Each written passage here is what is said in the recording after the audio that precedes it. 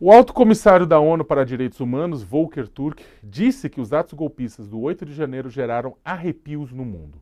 Para ele, a luta pela democracia deve ocorrer todos os dias. E se a sociedade não agir, ela pode estar ameaçada. Jamil, contigo. Sakamoto, eu conversei com ele ontem, na verdade é o comissário para direitos humanos, ele substituiu a Michelle Bachelet no ano passado, é austríaco, eu diria, tem uma credibilidade dentro do sistema das Nações Unidas bastante impressionante, não é um político, mas faz uma avaliação muito, eu diria, objetiva da situação do Brasil, da democracia e da extrema-direita no mundo. Ele até diz de uma forma muito clara: eu sou austríaco, eu posso falar também da extrema-direita como uma ameaça, eu sei o que ela representa e eu sei o que significa quando um país diz que não, de fato ela não existe. Obviamente, ele está falando sobre a história do seu próprio país e tudo que aconteceu na Áustria, na Segunda Guerra Mundial, e tudo que é absolutamente contemporâneo da nossa geração. O que ele coloca? Primeiro, que o 8 de janeiro brasileiro, que agora vai ser marcado aí um ano daquela data, precisa ser utilizada como uma data para aprofundar a reflexão sobre a democracia e sobre as liberdades fundamentais. Que o Brasil precisa aproveitar essa data para fazer essa discussão. E eu achei até muito interessante, Sakamoto, que ele faz uma relação que é a seguinte, que é relembrar, ele coloca a palavra relembrar, que ditadura, autoritarismo e populismo têm uma relação direta com pobreza e desigualdade. Não ao contrário.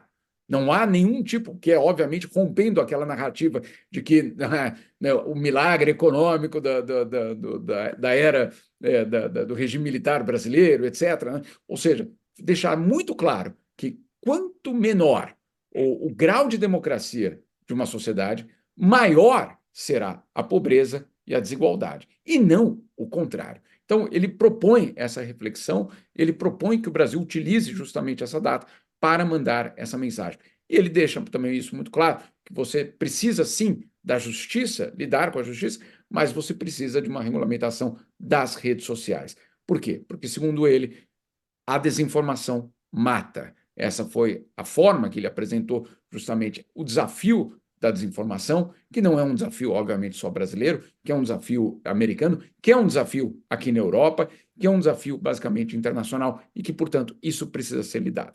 Ele também coloca, nessa entrevista, um recado também bastante claro em relação, claro, ao papel da democracia. Ou seja, vencer a eleição no ano passado não é suficiente. E aí o que ele coloca nessa entrevista é, obviamente, que a democracia precisa ser construída todos os dias e que uma nova geração de políticos, inclusive, não só de políticos partidários, mas é um envolvimento político da sociedade, precisa acontecer para que a extrema-direita não ganhe espaço. Então, essa é uma receita que ele traz.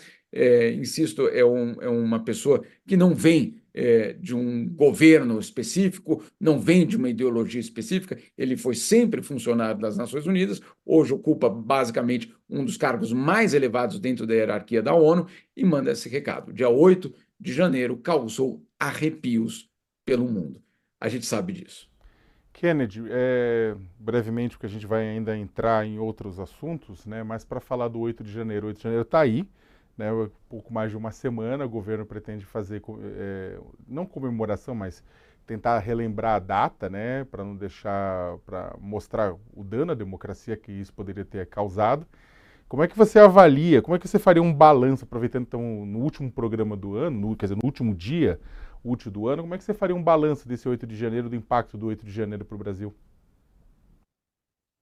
O Sakamoto, o meu amigo Jamil falou e disse, ele resumiu muito bem. Sobre esse 8 de janeiro, a importância de lembrar é o direito à memória histórica, para que isso não se repita mais, porque a redemocratização aconteceu em 1985. 38 anos depois, a gente teve uma tentativa de golpe no Estado, e ela foi perpetrada pela extrema-direita, que recorre a fake news, e daí, como o Jamil lembrou bem, regulamentar as redes sociais é fundamental.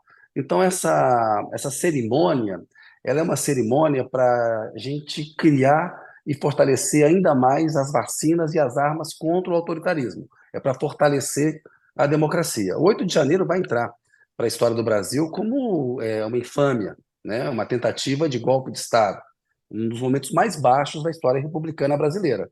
A gente teve a ditadura militar de 64 a 85, teve o Estado Novo, o período do Getúlio, e essa tentativa de golpe do Bolsonaro. É isso que a gente tem nesse período republicano. É importante a gente lembrar para não repetir.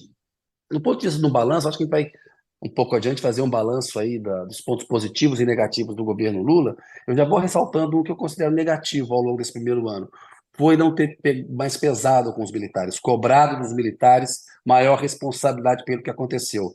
Nós estamos aqui no dia 29 de dezembro de 2023. Em 29 de dezembro de 2022, havia acampamento golpista montado com cozinha industrial protegido pelo comando das Forças Armadas Brasileiras. E agora elas fingem que não tem nada a ver com isso, ou seja, elas permitiram um acampamento golpista de um presidente que não reconheceu o resultado da eleição quando ele perdeu a eleição para o Lula em 30 de outubro do ano passado.